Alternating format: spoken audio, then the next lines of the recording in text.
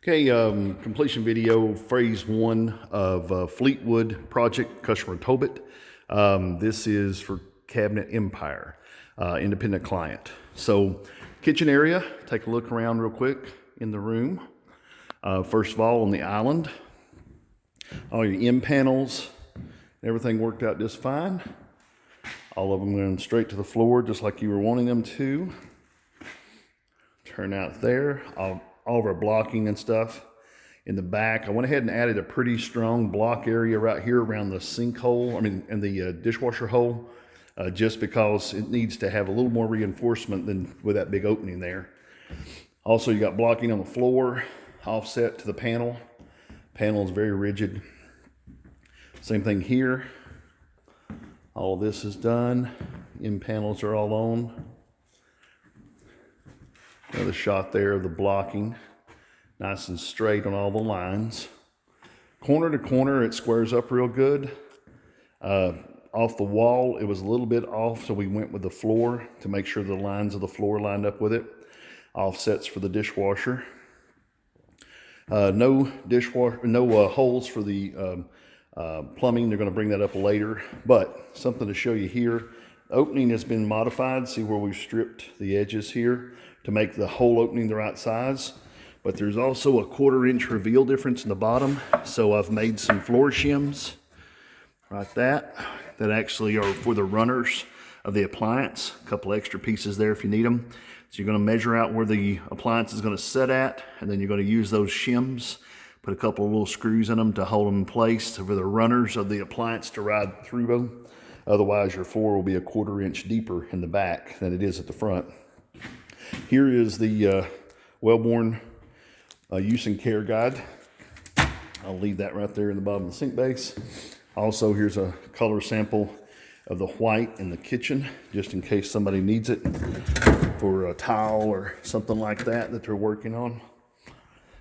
Here's our cabinet here at the end. Drawer base, cutlery divider in the top of it. Very nice. All right, then over here on this side, all the ends are skinned that are exposed ends. Then offset, 3-inch offset to the front of the cabinets here, where the cooktop's going to sit at. The interior width of this is 34.5 from in here to in here. So we actually took the blocks out and moved them down, so we wouldn't lose any structure, to the cabinet. But I left plenty of room for the cooktop to set in place. Went ahead and did a 3-inch solid block build out on the back for the piece to sit on. Here's what we did about the electrical access and your gas. So both of those have been cut out and they're behind drawers, so they're not going to show. Same thing here. All the ends are, left a pencil. All the ends are 1/4 inch finished. Same up here. Now this was where we were talking about the offset. If you look, I am 1 inch right there.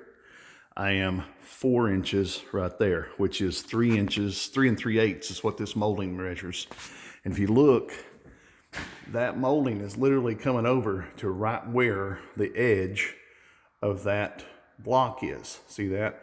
That molding will come right to the edge of that. So everything looks like it should work, no problem as far as anything, but we may have to fudge this another 1/4 inch if we get up there and something's a little out of place. But otherwise, we're good. Now, something to know about the pipe. On the center line of the pipe above, your center line is here for the vent pipe. The center line of your cooktop is here. That's 1 3/4 inches off center line. I could not slide everything back that way to go to center, or we would be no countertop overhang for our granite. So the pipe is pretty much probably something I can cut off and put an adjustable flex pipe on, so it shouldn't be a problem there. Same thing here on the end. Plumb line here on this, straight up, 3 inches offset to the inset, and that gives me exactly 42 inches after the two 12s. So we got a wall 12, 42 right, and a wall 12, 42 left right there. Now here's your oven side, specs and everything for the oven. Cut all that out. Went ahead and put the floor in and did a floor system underneath it. Something to know on these universal oven cabinets, you see the plugging that I had to do right here. This is the drawer holes. The drawer holes are actually wider than the 28.5-inch standard for a 33-inch oven cabinet. Now, from edge of this to the other edge is 29 5/8. The front of the oven is 29 7/8.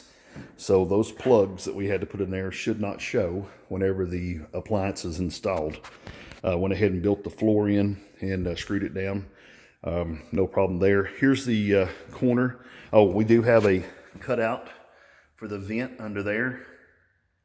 That needs to be done when we put the toe bases on. But right here, this is the corner. That's the M panel I was talking about, having something to set the countertop on whenever it turns in.